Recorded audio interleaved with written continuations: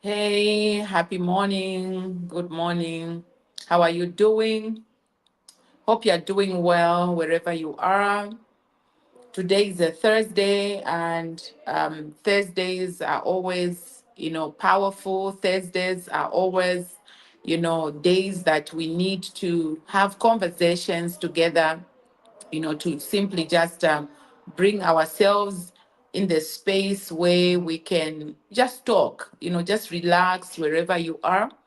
And if you are listening to me right now, please do share the video.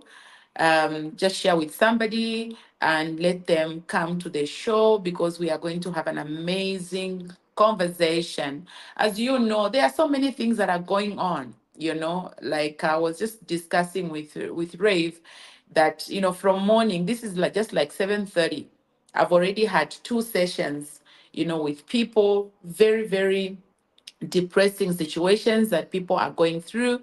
And so we need to really encourage one another with whatever you are facing at the moment. So this is why today I just want to have a conversation, like a conversation with you, just to build you, just to encourage you so that you can, open your eyes one more time. And the fact that you opened your eyes, open them wide and appreciate the Lord that you are alive today. So yes, I see you, Kampamba. Welcome to the this amazing broadcast. Welcome, welcome.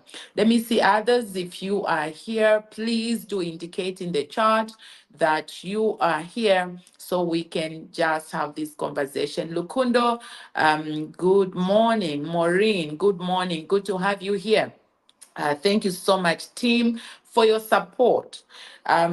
So as much as there are other things that are happening that are bad, there are also good things that are happening. It just matters, what you're looking at. Sam Keliso, all the way from South Africa. Girl, how are you doing this morning? Good to have you. You know that even if there are bad things that are going on around, the world, around Africa, I'm waiting for you, Mrs. Bakiata. We are going to have, just need to catch up, just to catch up with you. Yes, memory. Good morning, Betty. Good morning. Wow. It's just good to see all of you here. So as much as there's so many bad things that are happening, there are also good things that are happening. You have to just zoom in. I see all of you. I see all of you. And please just know I love you. I want to see some of you physically. Okay. There are good things that are happening. So this morning I was reading a voice, I was listening, not reading, I was listening to a voice note coming from one of my amazing daughters, Pauline. She's now in the USA. And she was not feeling too well at some point. She was really, really sick. And we stood in prayer, prayed, and, now she's okay and she's back on the machine. She's amazing when it comes to media issues. So she sent a very beautiful and very emotional voice note. Literally, she was thanking me, as simple as that may seem. But it really touched me. That voice note really, really touched me. Like I was almost in tears because she was saying that she needed to appreciate how I've stood with her and believed in her, really just like being a mother that she needed out of me. And then she said something. She says, even if some people went to her and really discouraged her from being under my leadership, under my mentorship, she's glad that she did not listen. She's glad that she held on. It took me aback. And I want to encourage you because I think some of you think that everybody must love you and that it is wrong, for people to think otherwise. I need you to know that not everyone is your client. And when I say not everyone is a client, I mean not everybody has to love you. Not everybody has to have good vibes about you. Here it is, somebody who is so grateful about how that I've positioned myself in their lives and literally praying praying, fasting, for her to align. But yet, even when those things were happening, there were other people, Ngwase, all the way from Nyimba, lovely, lovely. Okay. There were still other people that went to her to say bad things about me. Okay. But then instead of concentrating and getting on to what did they say, what did they do, why should they say those things about me, you cannot. As you are concluding this year, remember we are about to hit the second, the last quarter of the year.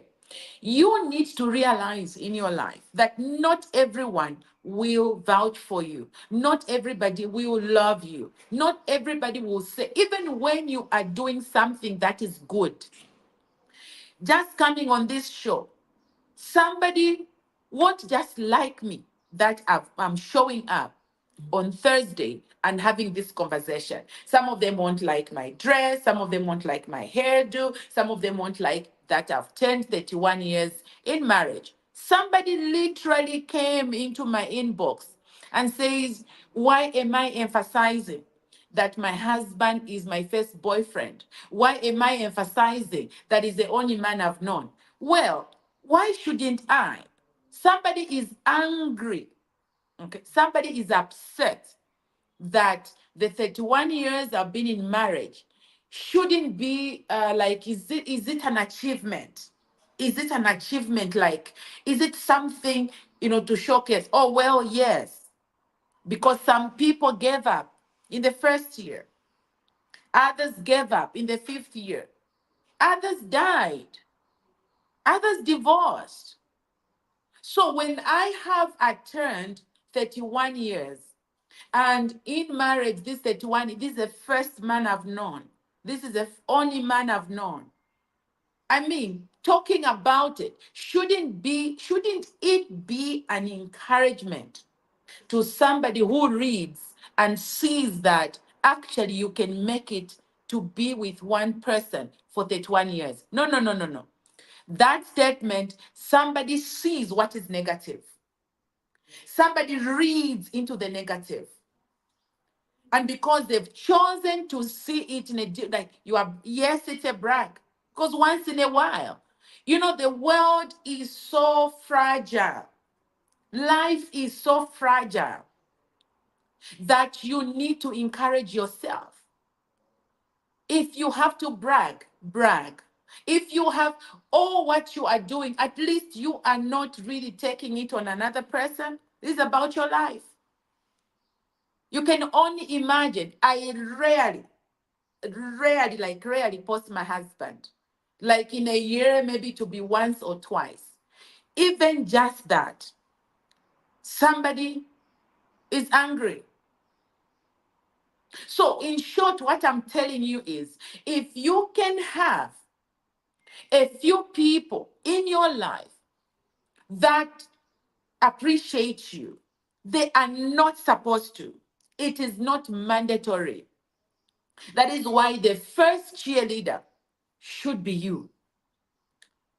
The person that should not give up should be you.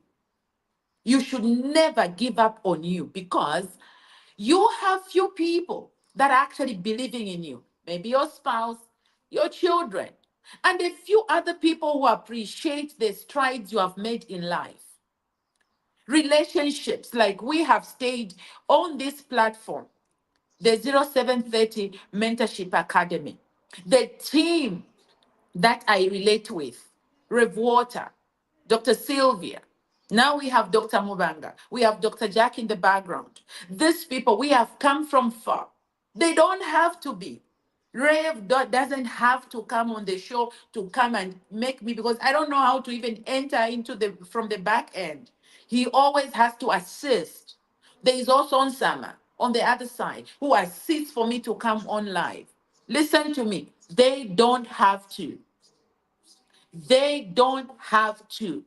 Dr. Sylvia Sanchez doesn't have to show up on the show. But you see, from time to time, when they are there and these people can show that they're available in your life, my friend, appreciate. Life is too fragile to keep grudges. Life is too fragile to always read into the negative. I need you to know, listen to me, nobody owes you happiness. Nobody owes you love. You owe yourself. And so other people that are striving to love you and just, be in your place and support what you're doing, be grateful. Be grateful. It's not something that he must, she must. Even people that come to me that I help, there are people that, came broken, and I gave them a place. I gave them my heart. I prayed for them. Why? How I've survived is that my expectation is not from them. My expectation to be appreciated is from God. Because one scripture changed my life. Do unto others as you would like them to do unto you. Okay? It doesn't say do unto others so that they can do that to you. So there is a template of how you need people to treat you. But then if they are not, you need to still do what is right. I tell people, why would you want to change you because of people? Why would you want to change your life? Because my spouse did this. So this spouse that I met when I was 20, in my case, 23, actually when I was 20, because we have 3 years, courtship. For all the 20 years, this dude called my husband now was not there.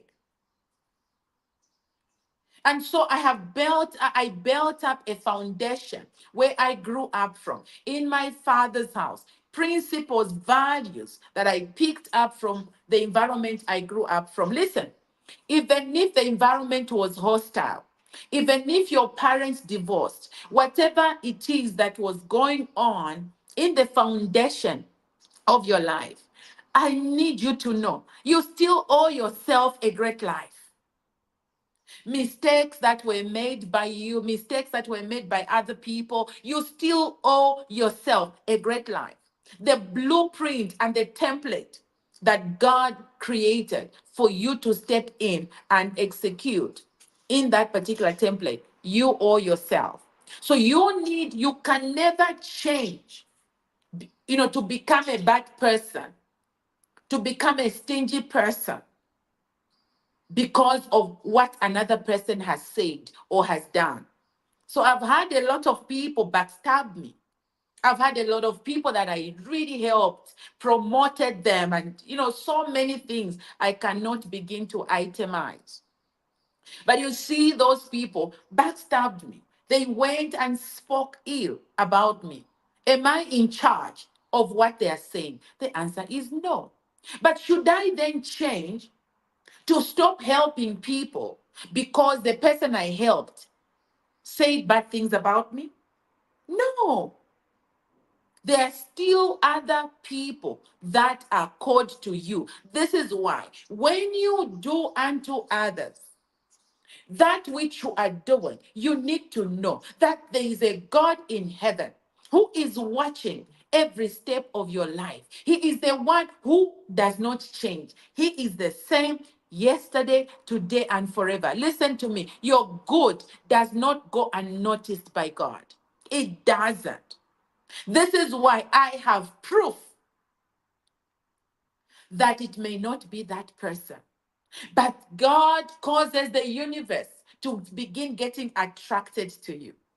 And there are people who actually begin to appreciate and do something that you never actually expected. They are things that are done to you. This time when we went with my husband for our 7 days honeymoon, just to celebrate our 7 years, we have partners whom God has sent into our lives. We have a property that has taken almost 10 years. It was really something that was on our necks. Every month we needed to pay into the bond almost 20K, 20,000 kwacha, which is like now what's this, maybe $1,000. And or every month we needed to do that. You see, do unto others as you continuously work out your salvation, continuously do what is good. God causes the universe, He causes people to gravitate towards you. Some couples that came and the Lord spoke to them, they came and helped to clear the bond. That is what I'm talking about. I'm talking about millions. I'm not talking about small money. So please, I want to encourage you today. I want to encourage you. Whatever you heard, continue being the good that you need to be. Help those people because you need to separate your emotional attachment. When I say emotional attachment, to expect a thank you, that is what hurts you. If you do what I have learned to do, which I've talked about several times, that whenever you do what you need to do it to improve your purpose. So when I wake up to pray for different individuals at 2 a.m., listen to me. They don't even have to know I woke up to pray for them. There are people in my inbox seeking for interpretation of dreams, seeking to be assisted with what they are going through in their lives. And sometimes I do it to even inconvenience my time. You know why I do that? It is because the author and the finisher of my faith, the one who watches, is the one who promotes me for my faithfulness. That is why I never attach my blessing from an individual, because even if it comes like the way these monies came from individuals, let me tell you, I cannot do it in my strength to attract them to bless me and for them to pay for the money that was remaining for the bond. It was God who prompted them. He's the omniscient God, omnipresent God, who traveled in the secret place of their lives, who entered into their minds and began to nudge them. This woman prayed for you. Look at your business. Look at what has happened. It is a contribution of her prayers. Do this. I cannot. That is why many people start manipulation, because you want to manipulate people to do something for you. I cannot do that. I have learned. And this is why I'm coming. You know, the voice note that came from Pauline really melted my heart and it changed what I wanted to talk about today. I just feel so grateful that there are still people that are grateful. There are still people that look up to me. There are still people that, regardless of what other people can say, there are those who still hold me in high honor. And they are grateful for the help that I've rendered. But even if there is no thank you, even if there is no gratitude, there is one thing that I know, that I'm not where I used to be, that I'm not a leader I used to be last year. So I may have been a leader 10 years ago, learning on the job, 20 years ago, learning on the job. And maybe I did not behave well as a leader as I was leading. Well, an individual could have an opinion because I was also a leader learning. The example that I like giving, do I have an audience in the room? Are you being blessed with what I'm saying? Please, if you are, just get into the chat and just say something, express with an emoji, and let me see what is going on with you as I'm saying this. Okay, so I usually give this example, and I love the life of Moses. I could have been, but at the time that I met an individual, I may have been a Moses in the Nile, in the basket, in the Nile River. You remember the time that the parents left Moses in the basket when Pharaoh's daughter went and picked him? I may have been that helpless leader at some point. So you met me. When you related with me, I may have behaved like a Moses by the Nile River with not so much to offer to you. But I'm still a leader. There's still something God has placed in my life. And also, I may have met you at a point. This is your life. I'm giving it as a testimony on me. But I need you to understand there are people who met you in that aspect, and I hope you are hearing what I'm saying. There is also a time when Moses was under the roof of Pharaoh with the daughter there. And that time he was in plenty. So some people may have been attracted to you because of just the what is happening. The drama in your life, the car that you drive, the church you go to, or just how you talk on stage and what you just do. And there are people who got attracted to you because you are in Pharaoh's. Oh, I feel like writing a book right here. I feel like this is a book. I sense it. It's like this is a book. Okay. And so, yeah, thank you. They can meet you because they loved your dress, they loved what you said, or you could help them, maybe in a job, maybe you're in HR, and so you can connect them to somebody. Maybe that's why they knew you. Maybe that's why they came into your life. And at that time, you actually did what you needed to do because you are just under Pharaoh's roof and you are a son of Pharaoh. So there are a lot of privileges. Some people may have met you around there. But as you and me know, Moses is still immature in executing his leadership at that particular time. He hasn't even yet found himself yet. Until one day, when he realized, in the book of Acts, it is put very well there. It says, he realized and he says, I was not born for this. I need to seek for what I was born for. I need to leave Pharaoh and to seek me. So he began to, whilst he's still under Pharaoh's roof, the discovery of self distinctively changes something in him, and he meets up with an Israelite fighting. Okay, they were having a fight with someone, an Egyptian and an Israelite. Because now he knows. Remember, the mother was the one who was nursing him. So there's been something that has been fed into his mind. And so his mind gets to the place where now it opens up and begins to know I can no longer live a fake life.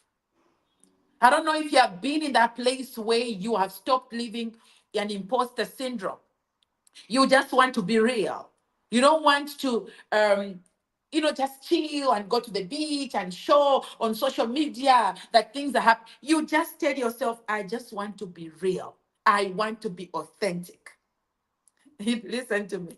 When you choose to be authentic, like I tell people, oh, pray for me.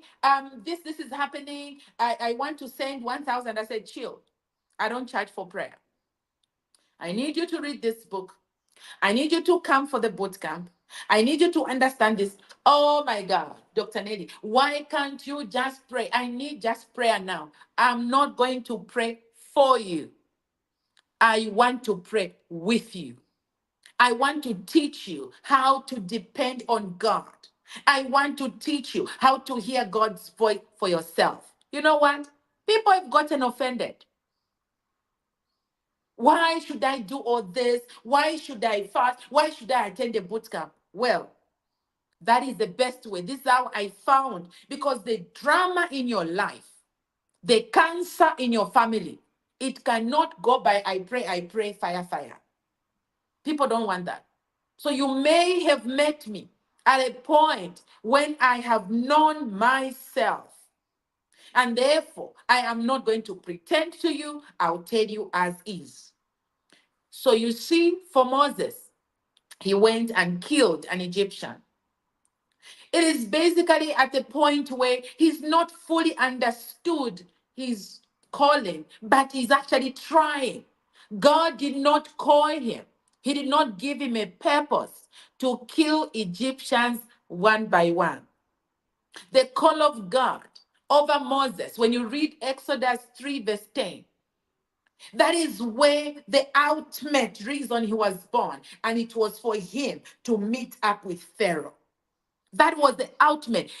For him to deal with a strong man, and then the rest will happen.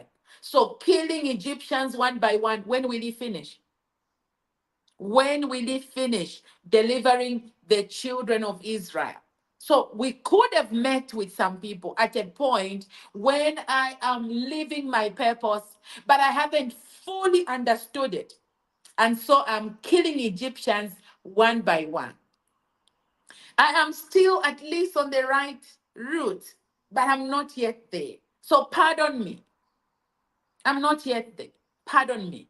So people may have met you at that particular time, and therefore they may have an opinion based on 10 years ago. They may have an opinion. There are some people to today. I was in the Living Praise Choir at North Mid Assemblies of God from 1990 something, and we sang it. People to up to today, even when God has done so much in my life, I have moved, I am changing people's lives, I'm traveling nations. Like tomorrow, we're leaving for Malawi. I'm launching Real Woman Summit there. I'm launching a book. People are coming in my audience. People still want to remember me from being the choir girl. People still want to connect and attach. Is she not just? Is Jesus, even when he performed miracles, people would still go and say, is he not just the son of Joseph? They don't want to admit he's the Messiah. They don't want to admit he came to save their souls. They still want to associate him to being a carpenter. How about you? Why are you so angry and upset because you heard somebody say one, two, three, four things? It is their opinion. Other people. Because remember this time when he tried to separate the two Israelites who were fighting, he said, you guys, aren't you brothers? Why are you doing this to each other? Do you know what they said? Who has made you a leader? Who has given you that? There are people, when they look at you, they measure your education, they measure from where you came from, they measure so many things around your life, and they say, why do you want to be my mentor? Why do you want to correct me? Why do you want to say this to me? Why did you write this post? They will attack you. They won't like. Do you know there are so many people that read what I write? They even learn from what I write, but they will never place a like, they will never comment. Should it get to me? No. In heaven, do we enter heaven because of how many followers? Do you see that people today, they follow people that, yeah, you will find that somebody who's talking nonsense, insulting, they will have hundreds of thousands of followers.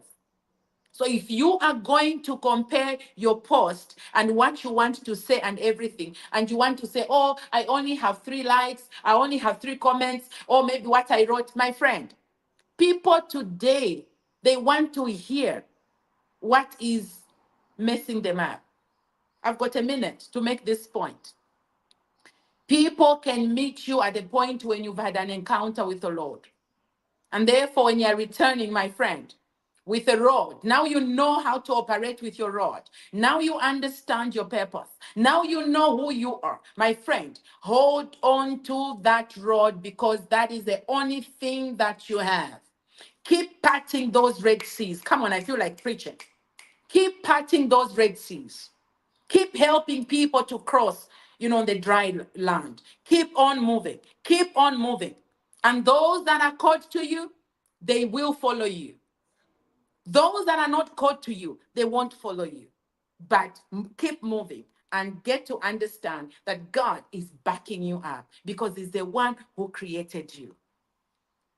I hope I've preached to you and you feel better this morning like I felt when I listened to that voice note. Gratitude is important. Send those voice notes, send, an SMS, a WhatsApp to somebody and just appreciate them.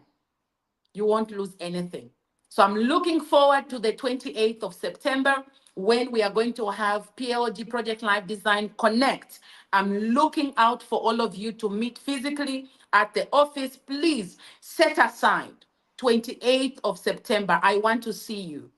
For those we will meet on Zoom, it's okay. But when I come to Malawi, can I meet the Malawans? Please, can you come on Saturday if you are in Malawi? Let us interact. Let us meet. If you are in Zimbabwe, can we please meet on the 5th of October? If you are in Namibia, let us meet on the 19th of October. But 17th to 19th, we're having a boot camp, a spiritual place where you can express yourself. And so please, this is me to you. I would like to help you change your life, change your marriage. And if I'm called to you, just holler me.